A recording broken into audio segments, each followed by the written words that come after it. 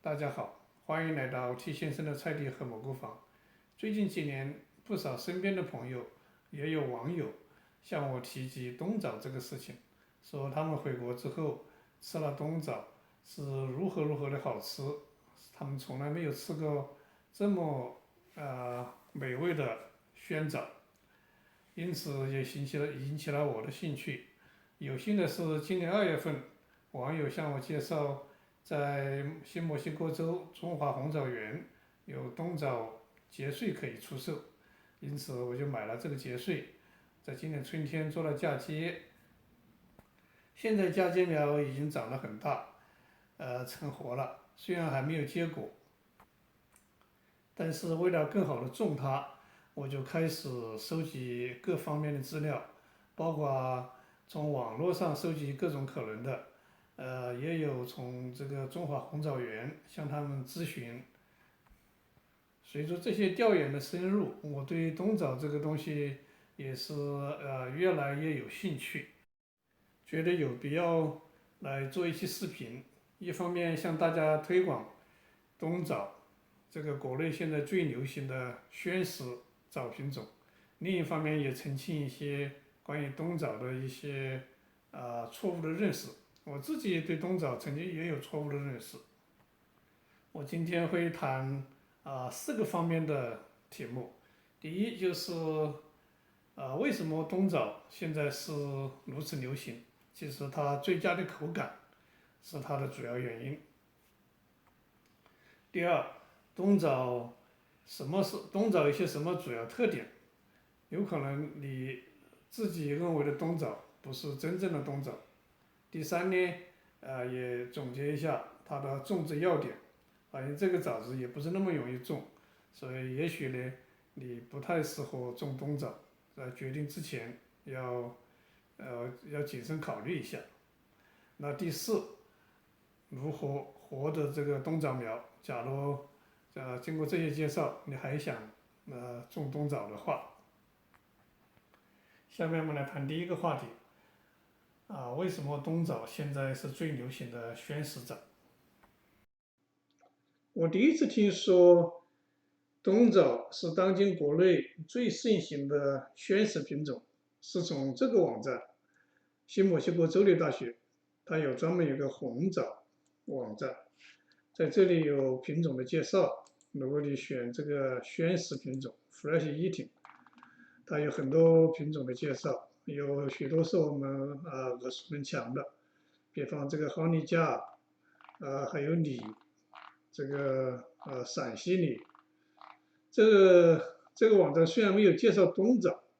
但是他在介绍这个品种叫 Ameri 枣的时候呢，他在这里有提到冬枣，因为这个 Ameri 枣和冬枣在形态上比较相似。他在这里提到冬枣，说它的成熟期比较晚，然后说它是 most popular fresh eating cultivar in China，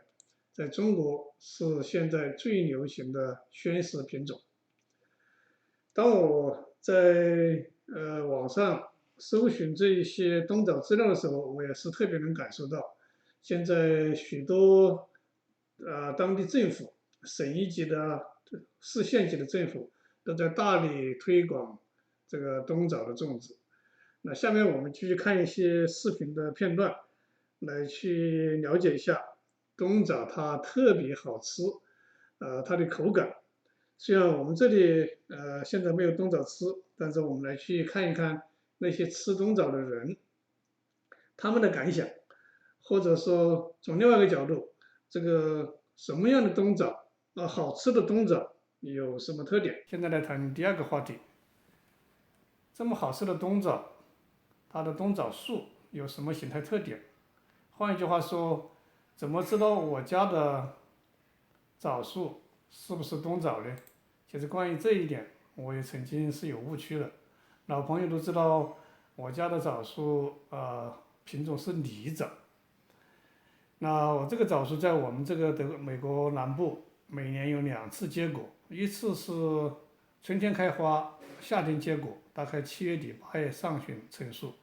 还有一次呢是夏天开花，到秋天再成熟，也就是到10月份再成熟。我称它是秋果。和秋枣。但是当我听说冬枣这个色的时候，我就在 wonder， 我就在疑问，那大家说的是不是我这种现象，就是某一种枣树上的枣子到了冬天才成熟的，或者10月底啊、11月中旬啊、11月初来成熟的，以至于我在向中华红枣园买这个冬枣结穗的时候，我还特别问他，你这个冬枣是一个单独的品种吗？还是指的某一种枣树它的这个结果期比较晚，在不同的地方结果期比较晚，被称为冬枣的？我得到的答复说是的，它是一个单独的品种，所以可以肯定，我这个秋枣不是所谓的冬枣。我在网上做设计的时候也有见，特别在美国这边，有的把自己的这个7月香啊，或者 Sugar Cane 啊这种枣品种称为冬枣的。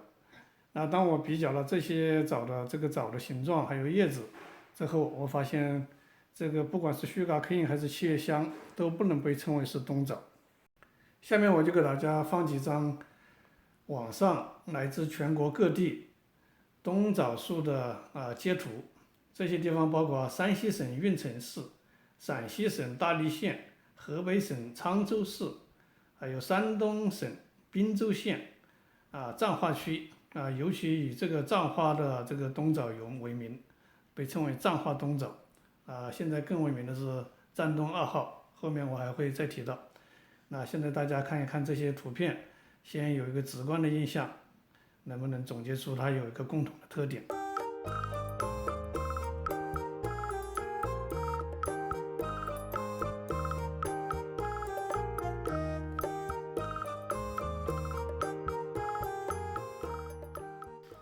我相信大家不难发现，这些冬枣的叶片，不管是成熟的冬枣，还是正在挂果当中没有成熟的冬枣，它都有一个典型的特点，就是叶片呈卷曲状。那关于这一点，在中华红枣园的这个Mary 枣这一个品种介绍，它里面也特别提到，说这个 Mary 枣它的叶片特点是有这种 curly leaves， 就是卷曲状，说到它和冬枣是很相似的。那我这一颗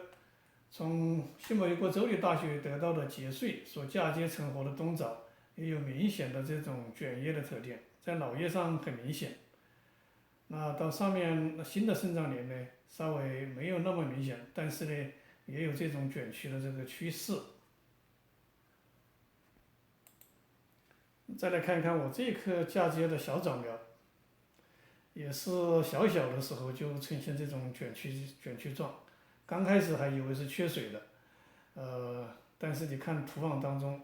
实际上是不缺水的。再来看另一颗嫁接的，也是在基部这个卷叶现象比较明显一些，到上边呢稍微好一点。所以我这一颗也是有明显的这个冬枣的形态特点的。那至于我这个冬枣的口感怎么样，是不是像前面提到的那么好吃因此我就带着这个疑问问了中华红枣园的给我卖结穗的这个老师，我得到的回答是这样子，他说国内主要有2大冬枣系列，山东彰化冬枣和河北冬枣。我们先后通过正规科研单位引进多个株系，现在买的是我们经过多年观察表现最好的。我今年这个冬枣还没有结果子，那我真的是期望我们这个引到美国来的这一颗冬枣的品系，就是国内现在最好的。就是这个大枣树对对对。哇，这么大！这就是这个冬枣树最古老的地主树。哦，这么大！这棵老树枝儿繁，叶儿茂，枣儿依旧飘香。和一般枣树低矮的姿态不同，鼻祖树疏枝展叶，郁郁苍苍，就像意气风发的青壮年，而且足足比身旁普通的枣树高了将近2倍。枝干是沧桑遒劲，错落有致，宛如雅致动人的盆景。一串串青红相间的珠玉琳琅满枝头，令人赏心悦目。现在来谈第3个话题，冬枣树的种植要点。更确切的说，是想表达冬枣树不容易种。就我这一棵枣树嫁接成活到现在还只有半年的这一棵小枣苗，就已经经历了比较严重的虫害和病害。下面我们先来看虫害。冬枣上面发现了一种死叶虫，就是一种昆虫。以前从来没有见过枣树上面有什么虫子，这个大家看看呢，这很密密麻麻的，它们就吃这个叶片的这个叶肉部分，吃过了之后呢，这个叶片就成为一个透明的网状了。我们把这些虫子把它磨死。这个我以前从来在陕西在梨枣上面从来没有见过说有虫子危害，在这里呢我已经发现有好几片叶子被它这样危害了。你看这个叶片从地下捡起来了，被它危害之后，这个叶片就成透明状了。假如我们对到光里看，这个叶肉全部被它吃掉了，就剩下一层膜了，所以这个危害还是很大的。假如说量很大。再来看病害，这种病好像是一种真菌病，它发生在这个冬枣叶片的正中，有的是单个叶片，然后呢，在这一片的叶子都受感染。你看这个叶片严重的时候，导致叶片这个差不多50%的死掉，然后再引起叶片的脱落。我们再来看看网上也有说到这个冬枣种植其实不太容易。由于它比较娇气，怕冷又怕风，对种植户的管理水平要求很高，这让很多果农望而却步。但是呢，同时呢，它也存在着好多缺点。这个缺点就是说，战斗乐号，一个是不抗冻，再一个呢不抗虫。你在没完全掌握战斗乐号这个生物特性的情况下，我建议呢不要大面积种植。种冬枣还有一个问题，就是因为它皮薄肉脆，所以它很容易裂果。在果实成熟期，如果遭受连续几天的下雨，这个裂果会带来很大的损失，会造成大面积的烂果。前面说到它怕风怕冷，实际上它还怕热。据介绍，它的最适宜的温度是不要超过38度，但是在我们这美国南部，有时候38度以上，40度左右的温度会持续1个月2个月，所以可以想象，在这里种冬枣应该是很有一定难度的。我们看吧，明年是我这个冬枣正式的一年，希望大家记得关注我这个视频，我会在它各个生长季节及时的给大家汇报。好了，说了那么多种植冬枣的难处和挑战，我的目的呢，不是要劝阻大家不要来种冬枣，相反，我是希望这些枣树爱好者对种植冬枣有一个比较清晰理性的认识。这么好吃的冬枣，我当然是希望大家都来种。那下面来说一下最后一个话题，你如何获得这个冬枣苗？当然，最权威的就是这个新墨西哥州的中华红枣园，他们这个网站最近更新过，这里说到2024年春天会有10年生的枣树苗出卖，也会有在2024年会有2月份会有结穗。